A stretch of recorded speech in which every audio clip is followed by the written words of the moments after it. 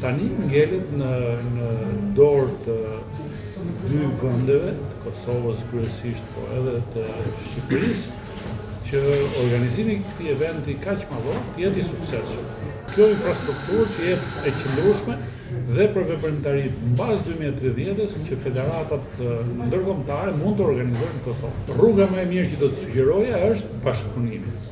Mund të duket pak e vështirë, po asnjëherë pa mundur, sepse bëhet për të mirën e përbashkët të gjithë hapësirës shqiptare. Gjatë rrugës do ketë edhe rregullime të buxhetit, fjalën rregullime do të kuptojë shtesa të buxhetit.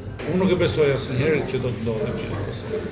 Pa dyshim kjo ka qenë një nga lëvizjet më të bukura të Kosovës, në mënyrë të veçantë Komiteti Olimpik të Kosovës dhe qeverisë që vendosën të organizojnë në 2030, vendosën kandidaturën dhe fituan të drejtën të organizojnë lojrat mesdhetare në 2030.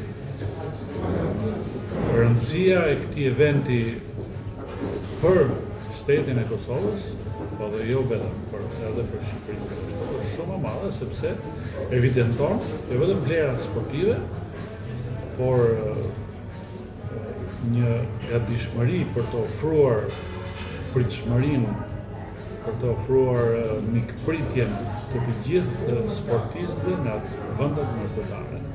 Ku që mendoj që është, sigurisht ka një punë shumë të madhe për të bërë. Hapi i parë dhe më i rëndësishëm është që është fituar drejta e organizimit të tyre. Tani ngelet në dorë të dy vendeve, të Kosovës kryesisht, po edhe të Shqipërisë, që organizimi i këtij eventi kaq madhor jetë i suksesshëm. Ka shumë mundësi për Kosovën, për ndërtimin e infrastrukturës sportive, nuk është e lehtë, por mundësia më e mirë është të ndërtojë një infrastrukturë moderne. Në 5 vite ka kohë nëse sigurohet buxheti i mjaftueshëm që kjo infrastrukturë mos të ndërtohet shpejt dhe të shkelin disa procedura, por kjo të zhvillohet në kushte të ndërtohet në kushte normale dhe me miratimin e federatave ndërkombëtare, të cilat kanë kushtet e tyre në mënyrë që mos mendohet vetëm për lojrat e 2030-s, por kjo infrastrukturë që jetë e qëndrueshme dhe për veprimtaritë mbas 2030-s që federatat ndërkombëtare mund të organizojnë në Kosovë. Po unë mund t'ju them se si procedon Komiteti Mesdhetar që nënshkruesi i kontratës së qytetit mikpritës të lojrave të ardhshme është Bashkia e qytetit dhe së bashku me Komitetin Olimpik. Sigurisht bashkëpunimi me qeverinë është e rëndësishme sepse qeveria do të financojë. Pra, rruga më e mirë që do të sugjeroja është bashkëpunimi.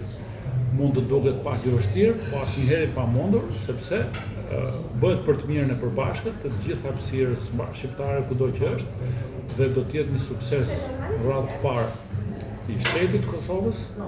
Organizatorët kanë përgatitur një masterplan dhe në bazë këtij masterplani kanë evidentuar nevojat që kanë për infrastrukturë sportive, kryesisht në ato disiplina sportive të cilat nuk disponojnë për momentin një infrastrukturë të miratuar nga federatat botërore.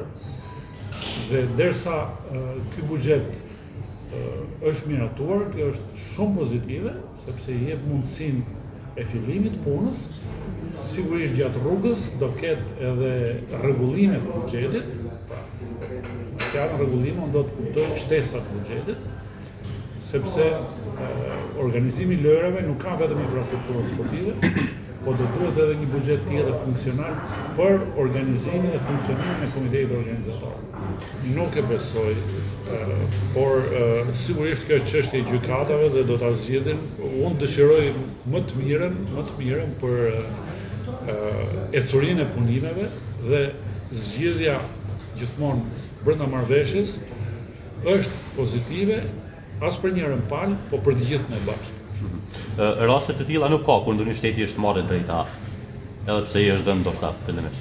Jo i është marrë drejta, po vetë shteti ka kërkuar, ekziston një rast kur vetë shteti për arsye të krizës financiare ka hequr dorë nga organizimi i lojrave dhe në harkun kohor të 2 viteve i është dhënë një shteti tjetër, i cili e ka realizuar me sukses.